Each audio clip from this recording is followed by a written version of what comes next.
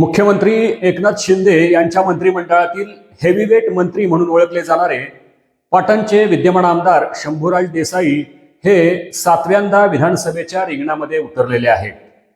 पाटण विधानसभेने आजपर्यंत पाटणकर गट विरुद्ध देसाई गट अशीच लढत कायम पाहिलेली आहे।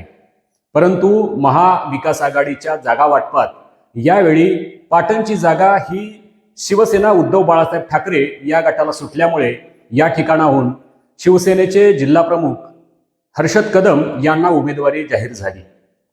त्यानंतर या ठिकाणाहून अपक्ष उमेदवार म्हणून सत्यजित सिंह पाटणकर यांनीही आपला उमेदवारी अर्ज दाखल केला आणि या मतदारसंघामध्ये खऱ्या अर्थानं तिरंगी लढत होणार हे आता स्पष्ट झालेलं आहे। सातारा जिल्ह्याची खडानखडा माहिती असलेले आणि राजकारणात मुरब्बी म्हणून ओळखले जाणारे शरद पवार यांनी नेमका पाटण विधानसभा मतदारसंघामध्ये कोणता डाव टाकलेला आहे जाणून घेऊयात या व्हिडिओच्या माध्यमातून। तर स्वागत आहे मित्रांनो तुमचं चौथा स्तंभ या YouTube चॅनलवर। पाटण विधानसभा मतदारसंघ म्हटला की या ठिकाणी देसाई गट आणि पाटणकर गट अशीच लढत सातारा जिल्हावासियांना अपेक्षित असते। इथे ना कुठला पक्ष चालतो ना कुठली आघाडी।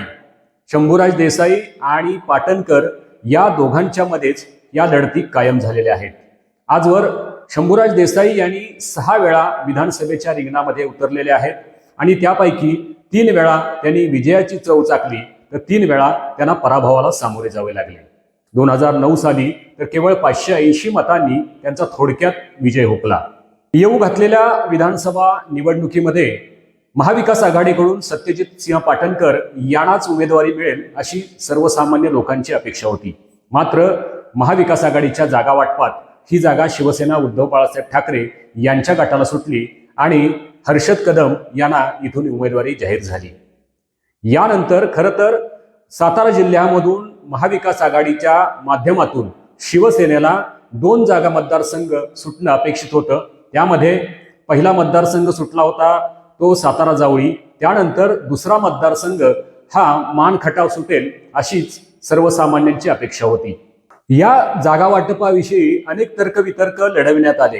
त्यामध्ये लोकसभेच्या वेळी सारंग पाटील यांना सत्यजित सिंह पाटणकर यांनी उघडपणे विरोध दर्शवला। त्यामुळे राष्ट्रवादीनं या ठिकाणाहून सत्यजित पाटणकरांचं तिकीट कापलं असा एक तर्क मांडण्यात आला। त्याचबरोबर शिवसेनेच्या फुटीनंतर एकनाथ शिंदे यांच्याबरोबर आघाडीवर असणारे शंभूराज देसाई शिकवण्यासाठी या ठिकाणी सामान्य कार्यकर्त्याला उमेदवारी दिली असा एक दुसरा तर्क मांडण्यात आला।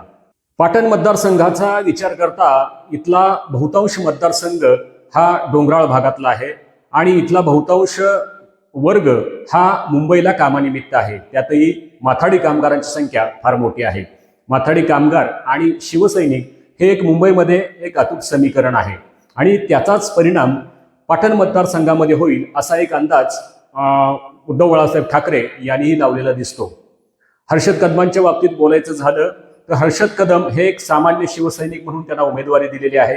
त्याच पद्धतीनं शंभूराज देसाई यांच्याशी थेट भिडण्याची ताकद त्यांनी आजवर दाखवलेली आहे।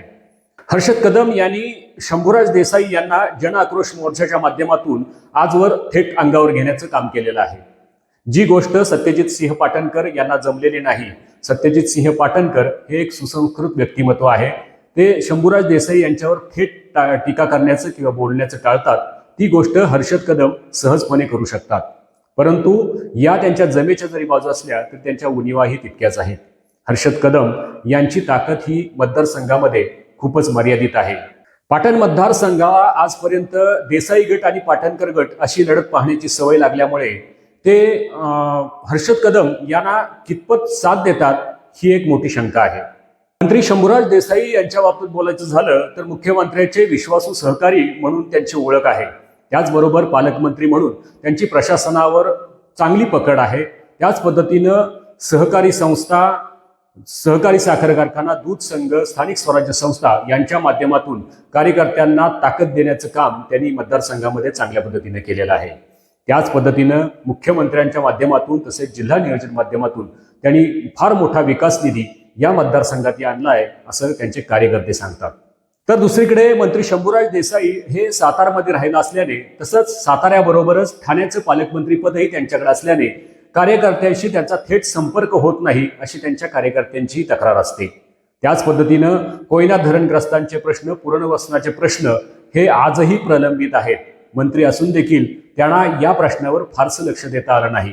त्याच पद्धतीनं निसर्ग संपदेनं नटलेला पाटण तालुका हा पर्यटनाच्या दृष्टीनं फार मोठं काम या तालुक्यामध्ये होऊ शकतं. मात्र आजवर शंभूराज देसाई यांच्या माध्यमातून या पाटण तालुक्यामध्ये पर्यटनाच्या दृष्टीनं उद्योग वाढीसाठी कोणताही विशेष प्रयत्न त्यांच्याकडून करण्यात आलेला नाही, या त्यांच्या उणीवा राहणार आहेत. दुसऱ्या बाजूला सत्यजित सिंह पाटणकर हे शांत आणि संयमी व्यक्तिमत्व म्हणून पाटण तालुक्याला परिचित आहेत. पाटणकर गटाचं संस्थात्मक काम हे पाटण तालुक्यामध्ये फार मोठं आहे.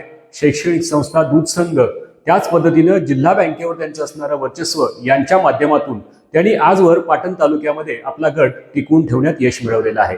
परंतु दुसऱ्या बाजूला पक्षांतर्गत असणाऱ्या कुरघोड्या, त्याच पद्धतीनं पराभवानंतर त्यांचा असलेला कमी जनसंपर्क आणि त्याचबरोबर माजी खासदार श्रीनिवास पाटील यांची असलेली त्यांच्याविषयीची नाराजी या त्यांच्या या बाबतीतल्या उणीवा ठरू शकतात. वरवर पाहता ही जागा जरी शरद पवारांनी ठाकरे गटाला सोडली असली तरी देखील शरद पवारांचा सांगली पॅटर्नचा छुपा अजेंडा या मतदारसंघात काम करू शकतो. तो कसा ते बघूया. 2019ला शंभूराज देसाई यांचा या ठिकाणी जवळपास 19,000 मताधिक्याने विजय झालेला आहे. त्यावेळेला शिवसेना एकसंध होती, म्हणजे शिवसेनेचा संपूर्ण ताकद ही शंभूराज देसाई यांच्या पाठीमागे होती. आता शिवसेनेत 2 गट पडल्याने या मतदारसंघामध्ये हर्षद कदमांची ताकद ही जवळपास 20,000 मताची असणार आहे. त्यामुळे आपोआपच शंभूराज देसाईंच्या मताधिक्यातून ही 20,000 मतं बाजूला होणार आहेत. त्यामुळे पुन्हा एकदा पाटणकर आणि शंभूराज देसाई हे समसमान मतावर येणार आहेत. यानंतर शरद पवार यांना मानणारा मोठा वर्ग पाटण तालुक्यामध्ये आहे.